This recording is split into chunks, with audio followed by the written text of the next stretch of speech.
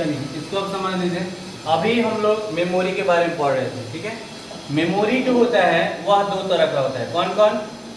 एक primary memory होता है और दूसरा सेकेंडरी मेमोरी, ठीक है। दोनों में अंतर क्या है, पहले अंतर जान लेते हैं। प्राइमरी मेमोरी जो होता है इसको हम इंटरनल मेमोरी भी कहते हैं। कौन सा मेमोरी कहते हैं? इंटरनल मेमोरी कहते हैं। और सेकेंडरी को क्या बोलते हैं? एक्सटर्नल मेमोरी कहते हैं। प्राइमरी मेमोरी को और टेम्पोररी मेमोरी कहते हैं। कौन सा मेमोरी कहते हैं? Temporary memory. और इसको परमानेंटली मेमोरी कहते हैं, ठीक है।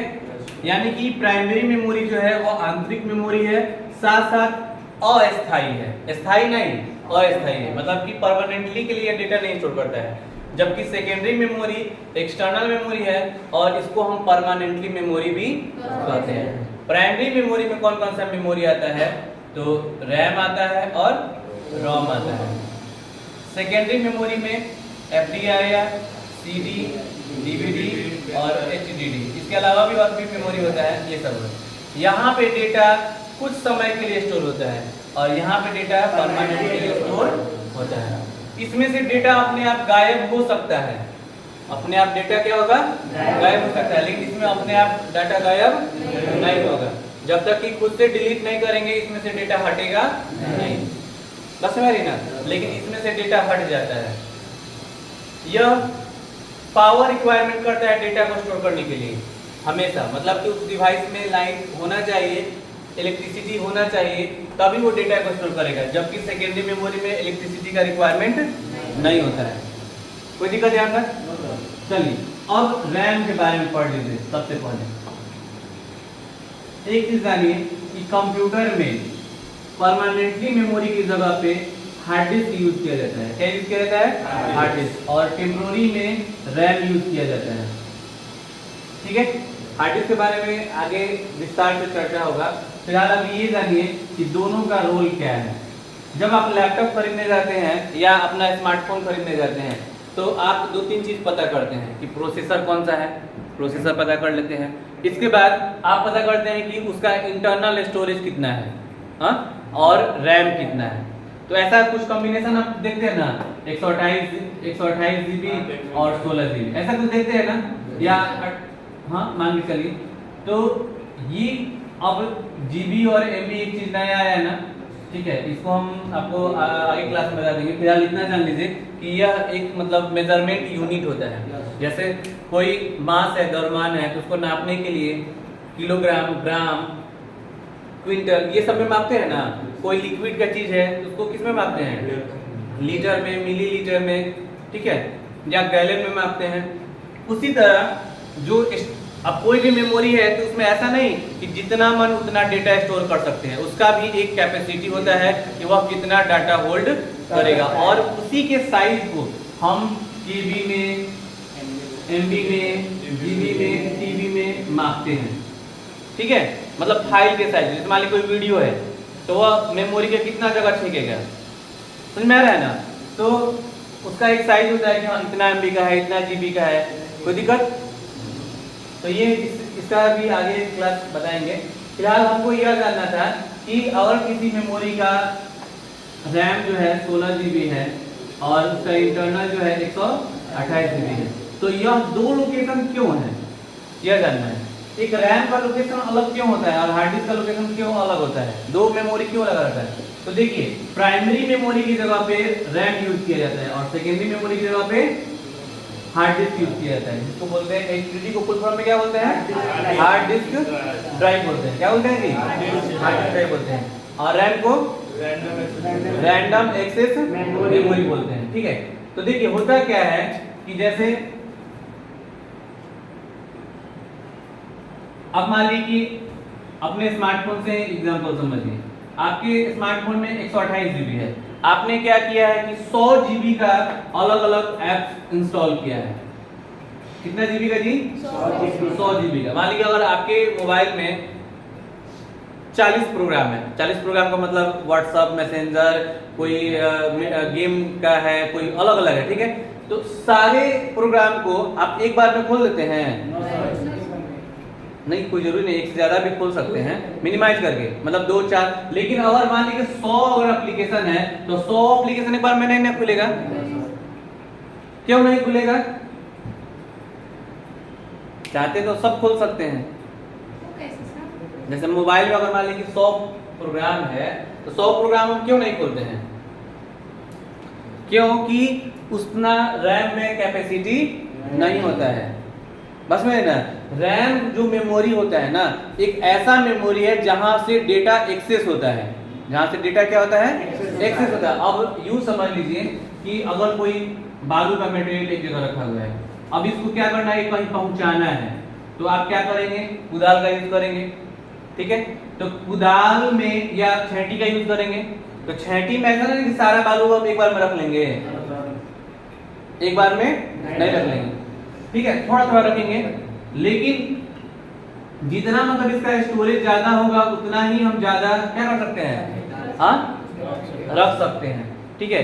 तो आपका एक सवाल आ रहा होगा कि ऐसा क्यों नहीं होता है कि 128 जीबी का अगर इंटरनल आता है तो 128 जीबी का भी रैम होना चाहिए? होना चाहिए ना, तब क्या होता है? हम और फास्ट होता है ना। तो ऐसा इसलिए नहीं होता है। जैसे मान लीजिए अगर आप सारे विद्यार्थी, आप क्या हुआ कि एक बार में मेरे पास काम लेके चले हैं, ठीक है? सर मेरा फॉर्म भर दीजिए, मेरा फॉर्म भर दीजिए, मेरा फॉर्म भर दीजिए, तो हमारे दिमाग का जितना कैपेसिटी रहेगा 1-2 लोग का ही ना कर सकते हैं जी, कि सब लोग एक साथ कर सकते हैं। तो इसलिए रैम का स्टोरेज यहाँ पे कम रहता है और इंटरनल स्टोरेज क्या होता है? ज्यादा होता है, क्योंकि रैम का स्टोरेज डिपेंड करता है उसके प्रोसेसर पर। अब 100 प्रोग्राम अगर आपके कंप्यूटर में या आपके मोबाइल में स्टोर है तो 100 प्रोग्राम पे आप काम नहीं कर सकते हैं, क्योंकि उसका प्रोसेसर वो अलाउ नहीं करेगा। अब मान लीजिए अगर एक आदमी बोलेगा कि हम अपना काम, मेरा सर काम कर दीजिए, तो एक आदमी का काम कर सकते हैं। लेकिन अगर 100 लोग एक साथ बोले कि हमारा काम कर दीजिए, तो किसी का काम होगा? मेरा दिमाग क्या होगा? हैंग कर जाएगा, कोई काम नहीं करेंगे। बस में ना, तो उसी के अकॉर्डिंग यहाँ पर जो होता है रैम का स्टोरेज, यहाँ पर डेटा स्टोर होकर एक्सेस होने का काम करता है। बस में रहना, यहीं पे प्रोग्राम रन होता है और यहीं पे काम करते हैं हम। जैसे अगर आप क्या कर रहे हैं कि म्यूजिक सुन रहे हैं, ठीक है? तो म्यूजिक 500 म्यूजिक आपको स्टोर है हार्ड डिस्क में। 500 म्यूजिक क्या कहाँ स्टोर है? हार्ड डिस्क में। लेकिन एक गाना बजाते हैं ना, तो एक गाना यहाँ पे आके स्टोर होता है और यहाँ से रन करता है, यहाँ पे स्टोर होता है और यहाँ से क्या होता है? रन होता है। ऐसा नहीं कि 500 गाना एक बार में हो जाता है, क्योंकि हमारा रैम का उतना कैपेसिटी नहीं। अगर रैम का कैपेसिटी बढ़ा भी देते हैं तो हमारे सीपीयू का कैपेसिटी नहीं कि सारे को एक बार में प्ले कर दे या सारे प्रोग्राम को एक बार में रन कर दे। अब आप क्या करेंगे? फोटोशॉप पे भी काम कर रहे हैं, टाइपिंग भी कर रहे हैं, इंटरनेट डाउनलोडिंग भी कर रहे हैं, बहुत सारे ऐप खोल दिए हैं, तो कंप्यूटर क्या होगा? वो हैंग कर जाएगा। इसलिए 2 3 4 5 6 ऐसे प्रोग्राम खोलते हैं। देखिए जब धीरे धीरे वो बढ़ते जाता है तो स्लो काम करने लगता है। हाँ, स्पीड भी कम हो जाएगा वो। बस में ना, तो कहने का मतलब है कि रैम क्या है, तो इसको बोलते हैं। अब चलिए विस्तार से समझते हैं रैम क्या है। ये ओवरव्यू समझ लिए। रैम का पूरा अर्थ क्या होता है जी? Random access memory. क्या होता है जी? रैंडम एक्सेस मेमोरी होता है, ठीक है? जो कि रीडेबल और राइटेबल मेमोरी है। रीडेबल और राइटेबल। रीडेबल और राइटेबल का मतलब क्या होता है? लिखने योग्य और पढ़ने योग्य। यानी कि इस मेमोरी में हम लिख भी सकते हैं और पढ़ भी सकते हैं। लिखना पढ़ना का मतलब क्या होता है? लिखना पढ़ना का मतलब हुआ कि रैम में किसी भी मेमोरी में डेटा को स्टोर करना यह काम राइट कहलाता है। क्या कहलाता है जी? राइट कहलाता है। और स्टोर किए हुए डेटा का यूज करना उसको क्या कहेंगे?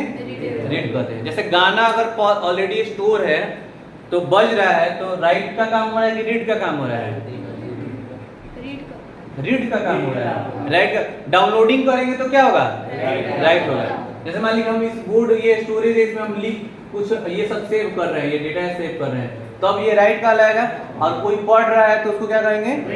रीड कहेंगे। यानी कि इस मेमोरी में लिख भी सकते हैं और पढ़ भी सकते हैं, यानी कि स्टोर भी कर सकते हैं और स्टोर किए हुए डेटा का यूज भी कर सकते हैं। जैसे बुक है, ठीक है? तो बुक में जो डेटा लिखा रहता है वह रीडेबल है कि राइटेबल है? रीडेबल है, वो राइटेबल नहीं, क्योंकि उसमें डेटा एक बार राइट होता है। एक बार डेटा क्या होता है? राइट होता है, उसको बार बार रीड कर सकते हैं।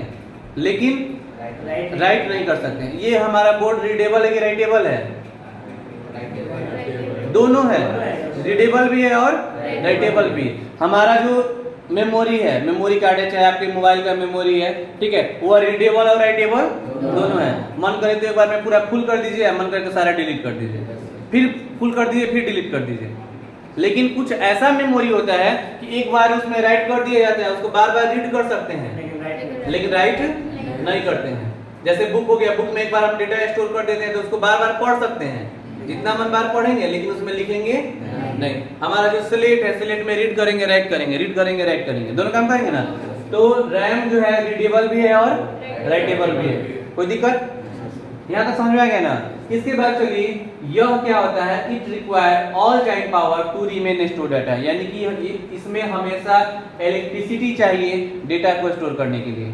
हमारे स्मार्टफोन को या मेमोरी कार्ड को या हार्ड डिस्क को हमेशा पावर का रिक्वायरमेंट नहीं। अगर आप क्या करेंगे कि हार्ड डिस्क को कंप्यूटर से निकाल लेंगे बाहर, हार्ड डिस्क को कंप्यूटर से क्या करेंगे, बाहर निकाल लेंगे, तो ऐसा नहीं कि जो उसमें स्टोर किए हैं, गाना स्टोर किए हैं या कुछ भी स्टोर किए हैं, तो उसमें से अपने आप गायब हो जाएगा, उसमें रहेगा, फिर उसको लगाइए, फिर उसका यूज करिए। लेकिन रैम को अगर आप क्या करते हैं, कंप्यूटर से निकाल लेते हैं, तो अगर 4 GB का रैम है तो रैम बिल्कुल क्या होगा, खाली हो जाएगा। बस में ना, यानी कि रैम तब तक डेटा स्टोर करता है कि जब तक उसमें पावर रहता है, इलेक्ट्रिसिटी रहता है तब तक स्टोर करता है, इलेक्ट्रिसिटी हट जाएगा तो उसमें से डेटा हट जाएगा, वो खाली हो जाता है। इस टेंडेंसी के कारण रैम को हम वोलेटाइल मेमोरी भी कहते हैं। कौन सा मेमोरी कहते हैं? Volatile memory. वोलेटाइल का मतलब होता है अदृश्य हो जाना या गायब हो जाना। उसमें आप लोग लिखे होंगे कि RAM when power is switching RAM loses all data, so we also call RAM is volatile memory।